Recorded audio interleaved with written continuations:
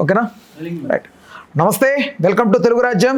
నేను మీరామ్. ఉపరాష్ట్రపతి జగదీప్ ధంకర్ గారు ఆరోగ్య రీత్యా ఆయన పదవికి రాజీనామా చేశారు. అయితే ప్రధానంగా తెలుగు స్టేట్స్ నుంచి ఇప్పుడు ఆ పదవికి ఎవరు ఎన్నిక అవ్వబోతున్నారనే అంశం గురించి చాలా వరకు చర్చ జరుగుతోంది. ఇందులో ప్రథమంగా మెగాస్టార్ చిరంజీవి గారి పేరు వినిపిస్తుంటే, ఇటు తెలంగాణ నుంచి బీఆర్ఎస్ త్వరలోని బీజేపీతో విలీనం చేసి కేసీఆర్ గారు కూడా ఉండబోతున్నారని కూడా వార్తలు వస్తున్నాయి. అసలు బీజేపీ ఎవరికి మద్దతు తెలిపే అవకాశం ఉంది, రాజకీయ వ్యూహాలు ఎలా రచించబోతున్నారనే అంశం గురించి మనతో మాట్లాడడానికి ప్రముఖ సోషల్ యాక్టివిస్ట్ కృష్ణకుమారి గారు ఉన్నారు. ఆవిడతో చర్చిద్దాం. నమస్తే. నమస్తే. పవన్ కళ్యాణ్ గారిని స్టార్ క్యాంపెయినర్గా పెట్టి వీక్గా ఉన్న స్టేట్స్లో, బీజేపీ వీక్గా ఉన్న స్టేట్స్లో పవన్ కళ్యాణ్ గారిని ముందు పెట్టి నడిపించి, దీనికి ఆయన యాక్సెప్ట్ చేయాలన్నా లేకపోతే ఆయన పూర్తిగా జనసేన బీజేపీలో కలపాలన్నా కూడా చిరంజీవి గారిని ఉపరాష్ట్రపతిగా పెడితే బాగుంటుందని ఒక వ్యూహరచన జరుగుతున్నట్టుగా జనసేన వర్గాలు మాట్లాడుకుంటుంటే, ఇటువైపు తెలంగాణ నుంచి కూడా ఒకటి జరుగుతుందమ్మా. మీ అభిప్రాయం ఏంటి? ఇందులో ఎవరికి మద్దతు తెలిపితే బెటర్, ఎవరుంటే బాగుంటుంది? ఇక్కడ కొన్ని భిన్న స్వరాలు వినిపిస్తున్నాయండి. ఒకటి టీఆర్ఎస్ విలీనం అవుతుంది బీజేపీలో అని, ఇంకొకటి జనసేన విలీనం అవుతుంది అని.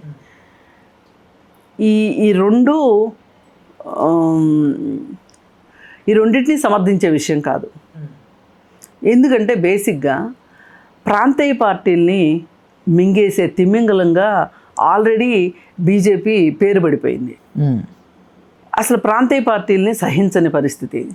ఈ ప్రాంతీయ పార్టీలను తొక్కేయడానికి ఇంకొక ప్రాంతీయ పార్టీని అడ్డం పెట్టుకొని ఆ ప్రాంతీయ పార్టీని చంపేసిన తర్వాత ఆ ప్రాంతీయ పార్టీని ఇంకొక ప్రాంతీయ పార్టీతోనో ఇంకో జాతీయ పార్టీతోనో చంపించే కార్యక్రమం చేయటంలో బీజేపీ అందివేసిన చెయ్యి.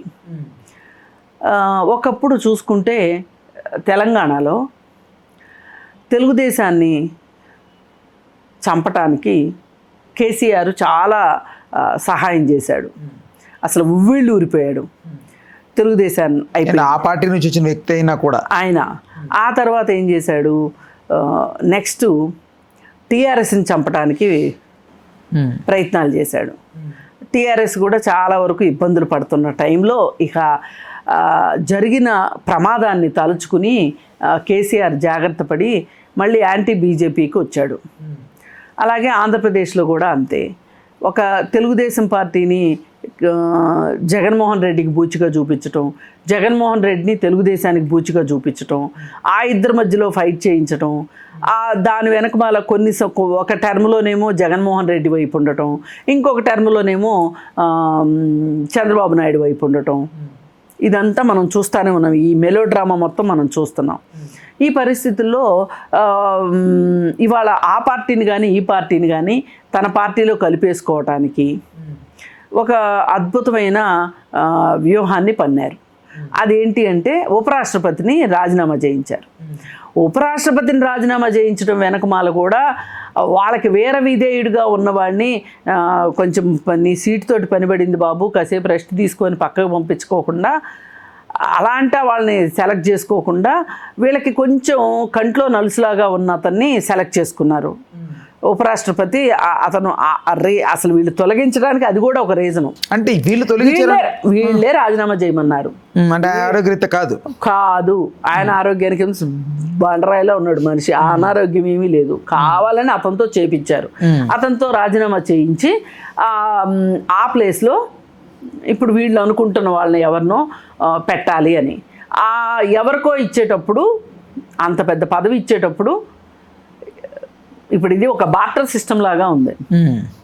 మీరు పని చేయండి, క్విడ్ ప్రోకో, ఇంకా గట్టిగా మాట్లాడితే మీకు రాష్ట్రపతి పదవి ఇస్తాం, మీ పార్టీ ఉపరాష్ట్రపతి పదవి ఇస్తాం, మీ పార్టీని మా పార్టీలో కలిపేయండి, మీ ప్రయోజనాలను మేము రక్షిస్తాం, మా ప్రయోజనాలను మీరు రక్షించండి. ఈ పద్ధతిలో మోడీ ఒక వ్యూహం పన్నినట్టుగా అర్థమవుతుంది. దానిలో భాగంగానే ఇక్కడ కాంగ్రెస్ని నిలువరించాలి అంటే, ఇక్కడ బీజేపీ జెండా ఎగరాలి అంటే కనుక కాంగ్రెస్ ఉండకూడదు. ఇప్పుడు అడ్డంగా ఉన్నది కాంగ్రెసే. దాదాపు టీఆర్ఎస్ కూడా చాలా వరకు వీక్ అయింది. ఆ వీక్ అయినా సరే, ఆ వీక్ అయిన పార్టీ కూడా ఉండొద్దు, తమదే ఏకఛత్రాధిపత్యం కావాలి, కాంగ్రెస్ని పక్కన కూర్చోబెట్టాలి అని వాళ్ళు ఒక డెసిషన్కి వచ్చేసారు. వచ్చేసి కేసీఆర్కి ఆయన గుడిసెలో నిప్పు పెట్టారు. ఆయనకి పొగ రాజేశారు. రాజేసి దానిలో భాగంగా వాళ్ళని దారికి తెచ్చుకోవటానికి వాళ్ళ అమ్మాయి చేతే ఆళ్ళకళ్ళే పొడిపించారు. ఇవాళ ఒక రకంగా టీఆర్ఎస్ పార్టీ చాలా ఇబ్బందులు ఎదుర్కొంటుంది. ఇవాళ రాజకీయంగా తన ఉనికి గురించి ఆలోచించుకోవాల్సిన పరిస్థితి రావడానికి కారణం ఏంటి అంటే కవిత లిక్కర్ స్కామ్, అలాగే వీళ్ళు ఇంకా వేరే వేరే స్కాములు, పరిపాలన సరిగ్గా చెయ్యకపోవటము, కాళేశ్వరము, ఇట్లాంటి కారణాలు ఉన్నాయి. ఒక కవితనే కాదు, ఇంకా అవన్నీ ఉన్నాయి. వాటన్నిటినీ కప్పెట్టేసేయాలి, మూతెట్టేసేయాలి అంటే ఏంటి నేను ఎందుకు మూతెట్టేస్తా, నాకు లాభం లేకుండా? పోయినసారి మోడీయే అన్నాడు ఒకప్పుడు కాళేశ్వరం ఏటీఎం అని, మరి ఎందుకు చర్యలు తీసుకోలేదు అంటే సమాధానం లేదు. సమయం వచ్చినప్పుడు ఆ సమయం ఏంటి అంటే వాళ్ళకు ఉపయోగం ఉన్నప్పుడు వాళ్ళు చర్యలు తీసుకుంటారు ఖచ్చితంగా. ఎప్పుడు పార్టీని విలీనం చేసుకునేటప్పుడు కేజ్రీవాల్ని ఇంటికి పంపించడానికి కవితను వాడారు.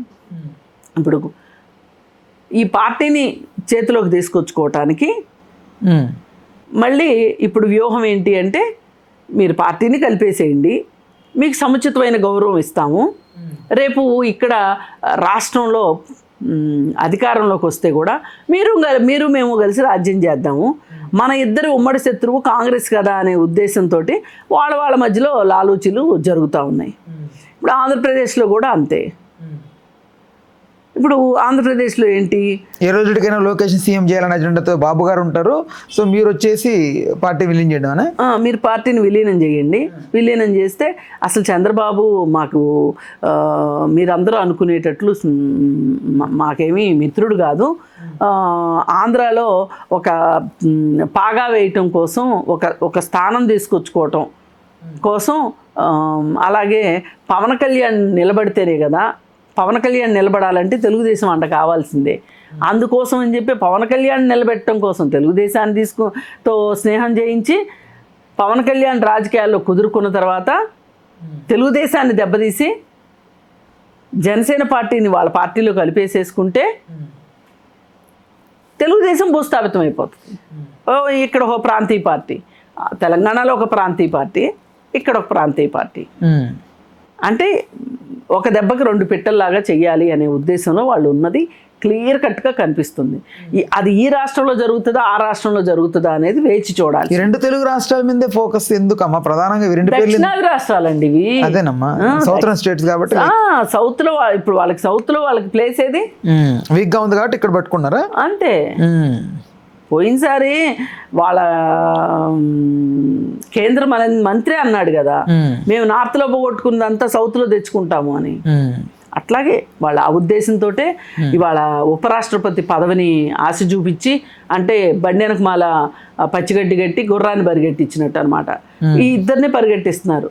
ఇప్పుడు ఈ మాటలన్నీ బయటకు వచ్చేసేస్తే ఎవరి కాళ్ళు మేము విలీనం చేస్తామంటే మేము విలీనం చేస్తామంటారు కదా.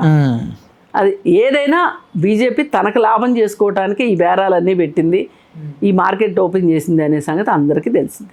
రైట్, ఓకేనమ్మా. కన్క్లూజన్కి వచ్చే ముందు మీ అభిప్రాయం ప్రకారం చిరంజీవి గారు అర్హులేనని భావిస్తున్నారా? నేను ఎట్లా చెప్తానండి, అది డిసైడ్ చేయాల్సింది మోడీ కదా. నేను అంటోంది సామాజిక, అసలు రాజకీయాల్లో అర్హత పనుందా? ఏ అర్హత ఉందని ఆ రోజు చిరంజీవి పార్టీ పెట్టాడు, ఏ అర్హత ఉందని పవన్ కళ్యాణ్ పార్టీ పెట్టాడు, ఏ అర్హత ఉంది వాళ్ళ పవన్ కళ్యాణ్కి డిప్యూటీ సీఎం అయ్యే అర్హత? ఇప్పుడు రాజకీయాల్లో ఉన్న వాళ్ళందరూ అర్హతలు ఉండే వచ్చేస్తున్నారా పరుగులు పెట్టుకుంటా? ఏదో ఒలింపిక్స్లో పరుగు పందెంలో గెలిచి వచ్చి రిబ్బన్ పట్టుకున్నట్టు లేదు కదా. రైట్ అమ్మా, థ్యాంక్ యూ. హలో, తెలుగు రాజ్యం ఛానల్ చూస్తున్నారా? సామాజిక రాజకీయ జీవన చిత్రణే తెలుగు రాజ్యం. అతిశయోక్తులు అసత్యాలు ఉండవు. రాజకీయ కోణం కాదు, ప్రజా కోణమే కొలబద్ద. తెలుగు రాజ్యం వీక్షణ మీ ఉత్తమ అభిరుచికి నిదర్శనం.